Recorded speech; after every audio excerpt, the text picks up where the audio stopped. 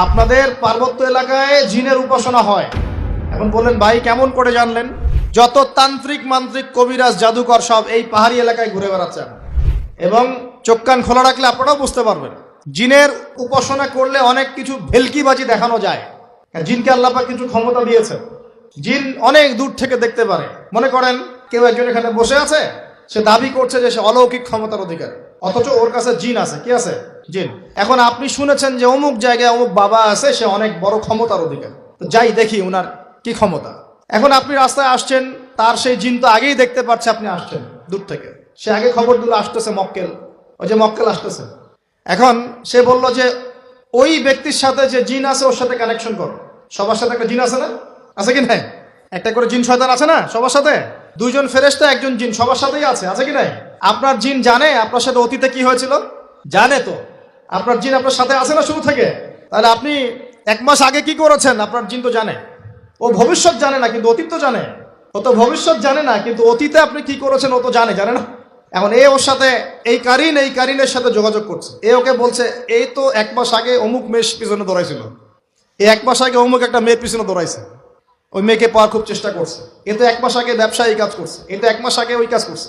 এখন আপনি হেঁটে হেঁটে আসলেন, এদিকে খবর পাস করা শেষ, এসে বললেন বাবা আপনার কি ক্ষমতা, আমি আপনার ক্ষমতার নিদর্শন দেখতে চাই।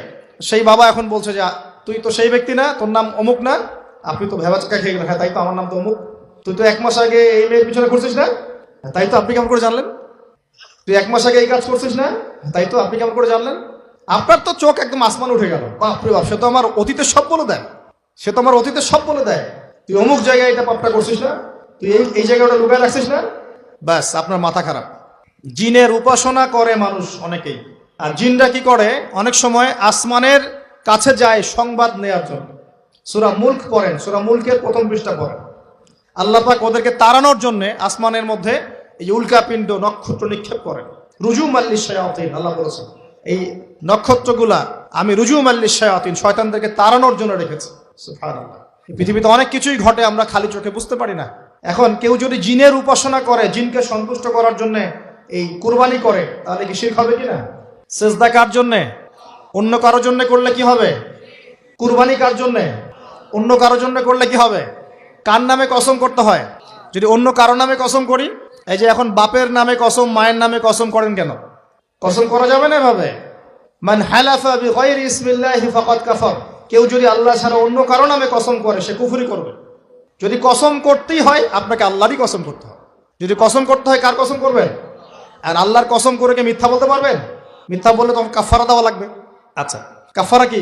সবচেয়ে সহজ কাফারা হচ্ছে 3টা রোজা রাখা। কয়টা রোজা? 3টা। এখন কসম করব আল্লাহর জন্য, দোয়া করেন কার কাছে? দোয়া কার জন্য? এখন যদি অন্য কারোর কাছে দোয়া করা শুরু করি, সন্তান কে দিবে? অন্য কারোর কাছে চাওয়া শুরু করি,